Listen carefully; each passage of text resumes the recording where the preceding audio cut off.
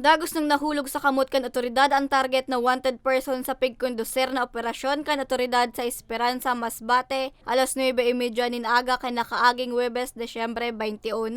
Binistoan na arestong sospek na si Arwen Cabobong Armado, 42 anyos na residente kan Barangay Baras, Esperanza, Masbate, na may kasong 2 counts of murder, attempted murder, prostrated murder asin pagbalgar sa anti-terrorism law. Sa impormasyon, aktibong miyembro kan Platoon 3 Kilusang Larangang Guerrillas South Bicol Regional Committee o BRPC ang sospek na dai naman puminalagpakan arestaron.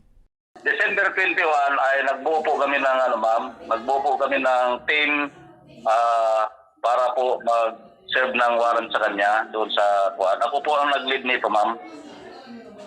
So, ngayon nung dumating kami doon, ma'am, nandoon naman yung may join po kami nito, ma'am. May mga join po kami na tropa galing sa Sikan Provincial Mobile Force at saka sa Rio.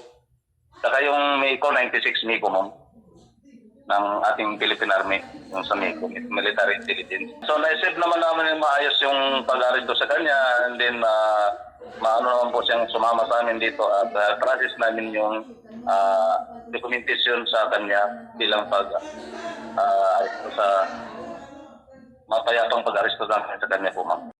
Mayo man na ipigrekomendang piyansa para sa mga kasong pigkakaatubang kan sospek na nasa kamot ngunya kan Esperanza MPS asin nakatalaan na ibalyo sa Masbate City Jail sa masunod na simana.